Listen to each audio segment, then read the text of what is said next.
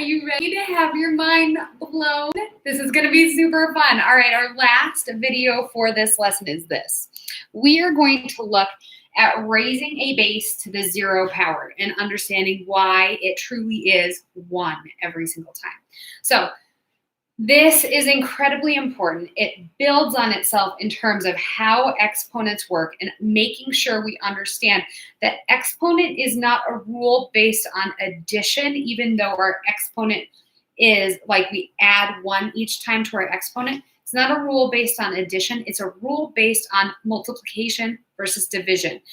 It's very hard for us to get that into our brain and fully embrace it, and it's super important that we eventually do, okay? So I'm going to start out with 5 to the 3rd power. We've already seen it. A couple of videos back, we did 5 to the 3rd power. We know 5 to the 3rd power, if I expand it out, is 5 times 5 times 5, right? So it's 5 3 times, multiplying itself 3 times. 5 times 5 times 5 is 125, okay? Now, if I were to go backwards, so essentially taking my exponent and subtracting 1 from it. If I were to go the other way, if I were to look at it in terms of going up, I'm adding 1, but if I go down in my exponent, if I'm going down 1 notch, I am subtracting 1 from that exponent. So if I do that, I'm essentially looking at 5 times 5. 5 times 5 is 25. So while my exponent, I'm increasing it if I go up this table, I'm decreasing it if I go down this table. By 1, I'm adding or subtracting my exponent. What's really important is that we understand that exponents are showing us multiplication and division, not addition or subtraction. So 25 or 125 to 25 is having us divide by 5. To get from 125 to 25, I'm dividing by 5. Now again, if I went up this ladder, I'm multiplying by 5, right? I've multiplied by 5, that sort of thing. Do you see that? You see that? I hopefully we see that. I'm now going to decrease my exponent yet again by 1. When I decrease my exponent by 1, 5 to the 1st power is just simply 5. Cool. 5.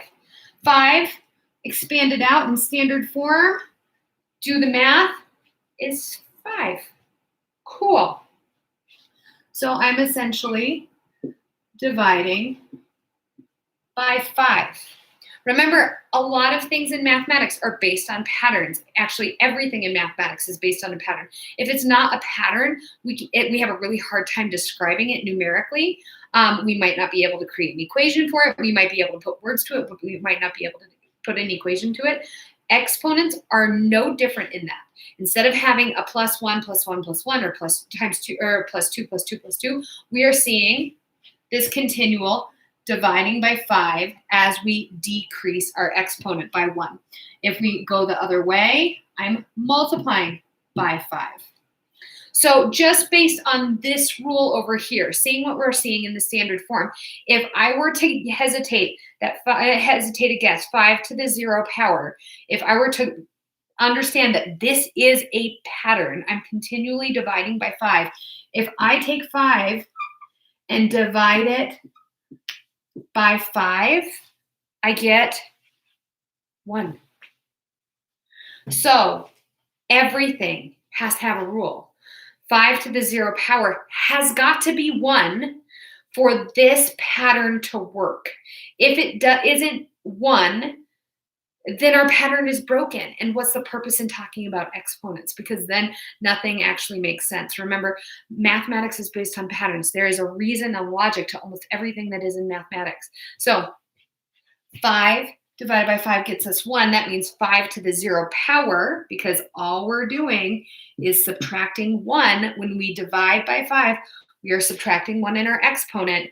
That means 5 to the 0 power is 1. So if I were to expand this, I am essentially saying 5 to the 0 power expanded out is 1. Now, how does this pattern work out? Well, technically, we could say every single one of these numbers is multiplied by 1. So as I divide by 5 on the back side of this in the standard form, I'm technically also dividing by 5 here and here.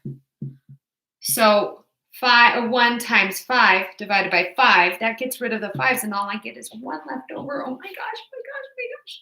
Am I blowing your brains? Yes, I hope I am. All right, so let's subtract 1 with our exponents. And now this gets into the nitty-gritty of why negative exponents give us that sort of fraction look. So 5 to the 0 power versus 5 to the negative first power. Again, I'm looking at patterns.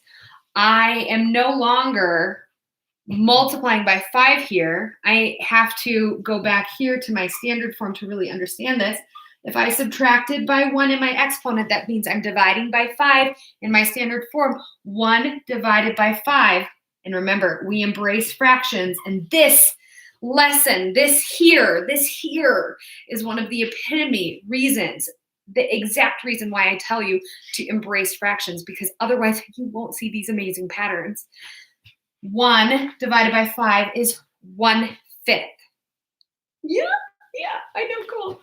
So again, I'm dividing by 5, 1/5 for my expanded form. I'm done. I did it.